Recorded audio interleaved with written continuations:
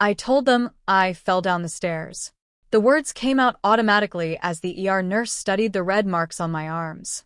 It was the same story my mom had taught me years ago, the one I always used. My name is Emma. I'm 19, and I was sitting in the emergency room at 3 a.m., soaked through, hiding burns under my wet sweater. What happened tonight started an hour ago, but really it started a long time ago. Sweetie, the nurse said gently. Her name tag read Sarah. I've seen stair injuries for 15 years. These don't look like that. She pointed to the marks on my skin. They look like… Please, I whispered. Don't. Because the truth was I hadn't fallen. I'd been in the kitchen, trying to stay quiet, trying to be perfect. A pot of boiling water slipped and splashed my arms. I screamed, and that was my mistake. Mom had been drinking. Dad was already angry. My scream set them off. Ungrateful brat, Mom yelled, grabbing my arm. Dad stormed in, his face turning that shade of red I feared. Get out, he shouted. If you don't appreciate us, then leave. I tried to explain. I tried to apologize. They pushed me outside. It was raining hard. I wasn't even wearing shoes. Maybe a night out there will teach you something, Mom said before slamming the door. The lock clicked. I stood there in the cold, rain soaking through me, my arms burning. I had nowhere to go. No phone. No friends nearby. After what felt like hours, a police car found me. Officer Martinez saw me, barefoot, shaking, holding my arms, and brought me to the hospital. Now Nurse Sarah was watching me closely. Emma, she said softly, these burns match boiling water. Not a fall. And there are older scars too. I looked down at the floor, counting tiles. 1, 2, 3. Your parents did this, didn't they? 4, 5, 6. They locked you outside in the rain. 7, 8. My vision blurred with tears. Emma, look at me, she said. I need to record this. The officer needs your statement. They're my parents, I whispered. They don't mean to. I just mess up sometimes. Stop, Sarah said firmly. Nothing you do makes this okay. Nothing. That's when everything broke. All the excuses I'd made for them. All the blame I put on myself. It collapsed at once. I started crying, harder than I ever had. Sarah held me carefully, avoiding my injuries, letting me cry.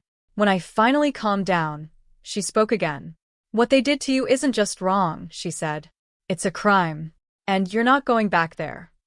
I shook my head, but she continued. Not tonight. Not unless you choose to. First, we document everything. Then you talk to the officer. And we make sure you're safe. For the first time that night, I felt something new. Hope. The next few hours blurred together. Photos, questions, exams.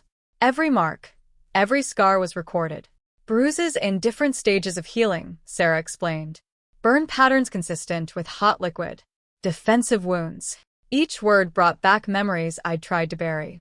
As morning light filled the room, a detective arrived. Her name was Lisa Chen. She sat beside me, calm and steady. Emma, she said gently, you're safe now. I know this is overwhelming, but you need to understand something. What happened to you isn't your fault, and it won't happen again. I wrapped the blanket tighter around myself. They'll be worried about me, I whispered, not quite believing it. Detective Chen exchanged a look with Officer Martinez. Actually, Emma, your parents haven't reported you missing. When officers went to your house, your mother said you'd gone to stay with a friend. Your father claimed he hadn't seen you in days. A cold knot settled in my stomach. Even after everything, their denial hurt. We found her room, Detective Chen continued gently. The locks on the door, the missing doorknob, she paused, checking her notes. And the gratitude list nailed to your wall. I flinched. The gratitude list, a daily reminder of everything I owed them, for food, for shelter, for even existing. I whispered. There's something else, Detective Chen said, showing me photos on her phone. We found these in your father's desk, your birth certificate, social security card, bank statements. They've been accessing your accounts, money from your part-time job, your college scholarship, transferring it to their account. I stared at the numbers, numb. 3 years of work gone. That's okay, I said automatically. They needed it for bills. No, Nurse Sarah interrupted firmly. She hadn't left my side all night. It's not okay. None of this is okay. Detective Chin nodded. We're pressing charges: financial abuse, physical abuse, negligence, endangerment. But first, we focus on keeping you safe. Where will I go? The words trembled out of me. We contacted your aunt in Colorado, Margaret Wilson. She's been trying to reach you for years. I barely remembered Aunt Maggie. Just warm hugs, the smell of cinnamon, a life that felt safe. She'd stopped visiting when I was 12 after a huge fight with Mom. She was on her way. You'll stay under hospital observation until she arrives, Chin said. We've filed an emergency restraining order against your parents. My parents. The words felt foreign. They'll be arrested, Chin corrected.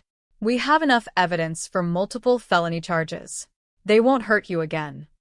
Nurse Sarah squeezed my hand.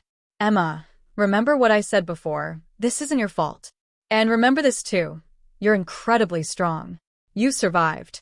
And now you get to live. Live, I echoed in my mind. Not survive. Not endure. Live. As dawn filtered through the hospital windows, I felt something shift inside me. Fear remained, but alongside it was something new, a flicker of possibility. Detective Chun left to process paperwork. Officer Martinez stayed outside my door, and Sarah stayed with me, telling me about her own daughter, about normal families, about a world where love didn't leave scars. For the first time in years, I let myself imagine a different future, one where I didn't have to be perfect, where mistakes didn't mean punishment, where I could just be. Aunt Maggie was coming. Colorado was waiting. Hope was growing, small but stubborn. 6 months later, I stood in front of the mirror at Aunt Maggie's home in Colorado, barely recognizing myself. The dark circles under my eyes had faded. I'd gained back the weight my parents' cruelty had stolen. But the biggest change was in my eyes. They weren't haunted anymore. The trial had ended. My parents had been sentenced to 7 years each. The judge was harsh after seeing the gratitude list, the locked door, the burns, and the years of abuse. Mom cried, claiming she'd done it for my own good. Dad stayed silent. Neither apologized. You did it, kiddo, Aunt Maggie said. She'd taken me in without hesitation, helping me enroll in community college, finding a therapist, showing me what real family felt like. I got another letter today, I whispered. From prison. It was for Mom. Her handwriting shaky. Emma, the counselor says I need to understand what we did wrong. But you were always difficult, ungrateful. Everything we did was to make you better. Now you've ruined our lives. Your father can't look at me. Friends have abandoned us. This is your fault. 6 months ago, these words would have shattered me. Now they just made me sad. You okay? Aunt Maggie asked. Yeah, I said, surprised at how true it felt. They still didn't get it. They never would. But that was no longer my problem. I opened the acceptance letter I'd received yesterday, full scholarship into the nursing program. Aunt Maggie's face lit up. Sometimes the best healers are the ones who know what it's like to need healing, I told her, tears filling her eyes. You were wrong about so many things, but especially about me. You're extraordinary. Later, I sat by the window, watching the Colorado sunset paint the mountains gold. My phone buzzed, a message from Sarah. Heard about nursing school. So proud of you. You're going to change lives. I smiled, thinking about the terrified girl counting tiles in the ER. She survived. She rebuilt herself. She found her voice. The prison letter lay torn on my desk. My parents had tried to break me, but they'd failed. They'd forced me to find my strength, my future. Tomorrow, I'd start studying for nursing prerequisites. In a few years, I'd be the one helping scared kids in emergency rooms, showing them survival is possible, that hope is real, that they deserve better. Tonight, though, I just watched the sunset safe in my room in my home.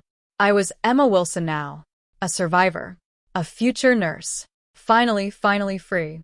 And somewhere, another scared teenager was counting tiles in a hospital ER, waiting for someone to see their pain, to tell them it wasn't their fault, and to show them the way out. Maybe someday, that someone would be me.